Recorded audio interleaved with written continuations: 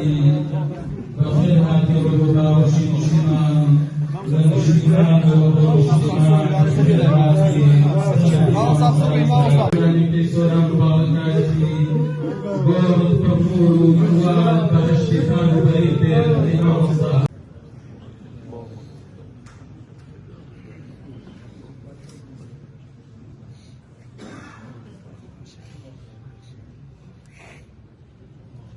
خان کردیە لۆی فەزلی لەسەر هەموو لایەکمان هەیە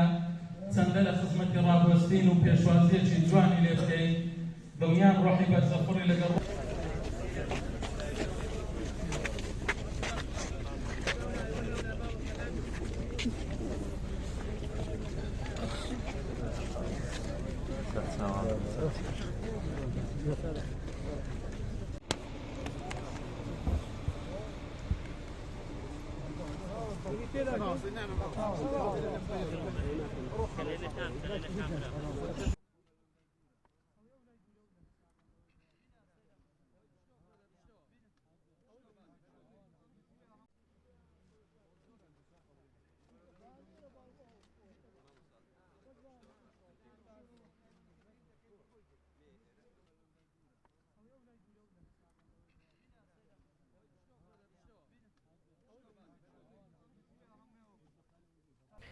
باوکی بەڕێزم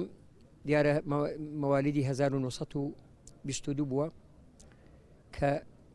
تەمەنی 102 ساڵ بووە ڕەحمەتی خوای لەبێ یاخوا لە ئەویش و لە مردوانی گشتلایەکمان لە زۆر جێگا لە کوردستان خوێندوویەتی دەستپێکی خوێندنەکەی پێم وایە لە گوندی فەقیان بووە لە پشتی ئاکۆیانی سەر بە قەزای ڕەواندوس اینجا لە چەند ناوچەیەکی تری کوردستانی خوێندووە وەکو لە گوندی ڕوس لە خزمەت مامۆستا مەلا ئەحمەدی گەورە خوێندوویەتی دوای لە ساڵی 1946 چووەتە شنۆ لە کۆماری مەهاباد لەوێ فەقێ بووە لە خزمەت مامۆستا مەلا مەولودی چیوە لە گوندی شاوەلە سەر بە شاری شنۆ لەوێشەوە چووەتە جەڵدیان خزمەت مامۆستا مەلا ساڵحی هەکاری زۆر جار لە بۆی دەجێڕامەوە دەیوت ئەمە سرودی تایبەتیمان هەبوون بۆ کۆماری مەهاباد گوتی یەکێ لە سەربەندە لە دوا سەربەندەکان هەرگیرم ماوەتەوە کە هەمیشە لەگەڵ فەقیەکانە سرودمان ئەخوێنەوە سەربەندەکە ئەوە بوو یاخوا هەر بژی بەژیانی ئەبەت پێشەوای کوردان قازی محەممەد ئەوە گوتی لەوێ دەم خوێن لە دوای مانەوەی ماوەیەک لەوێ جارێکی دیکە سەر لە نوێ ئەگەڕێتەوە ئێرانە لە شارۆچکەی قەڵاتزە لای مامی خۆی جنابی مامۆستا مەلا محەممەدی گەورەی باڵێ لە قەڵاتزە لەوێ خزمەت ئەویشا خوێندوویەتی دوایی هاتووەتەوە ڕەواندوس دوچارە لە خزمەت لە ساڵی 1952 لە خزمەت مامۆستا مەلا عەبدولکەریم ئەفەندی خەیلانی بە هاوڕێتی مامۆستا مەلا مەمدوحی مزوری و مامۆستا مەلا محەممەدی سکتانی و چەند مامۆستایەکی تری بەڕێز بەیەکەوە ئیجازیان وەرگرتووە بە ناوی مەڵبەندی کۆمەڵی دادگەری لە سۆران بەشداری بە خاکسپاردنی مامۆستای بەڕێز و خۆشەویست مامۆستا مەلا عەبدوڵڵا قەڵاتیمان کردووە بە ناوی ئەمیری کۆمەڵ و بە ناوی سەرۆکی کۆمەڵ سەرخۆشی لە بنەماڵەی مامۆستای کۆچکردوو دەکەین و خوازیارین خوای پەروەردگار ئەو پیاوە بەڕێزەی بە بەهەشتیپان و بەرین شاد کرده بێتن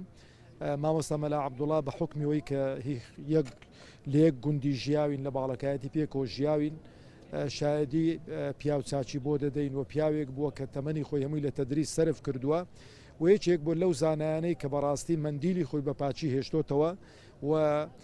نەبۆتە داردەستی هیچ لایەنێکی بە تایبەتی ئەحزابی عەلمانی و هەوڵی داوە ئەو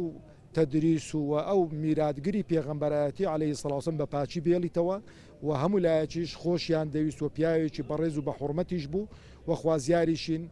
کوڕەکانی و نەوەکانی شوێنی چۆلنەکە نوێ شوێنی بە بەرزی بیاڵنەوە و خوای پەروەردگار لەو پیاوە بەڕێزە خۆش بێتن و پلە و پای بەرز کاتەوە عاقبەتی ئەمەش خێر کاتن ئینشاءالله.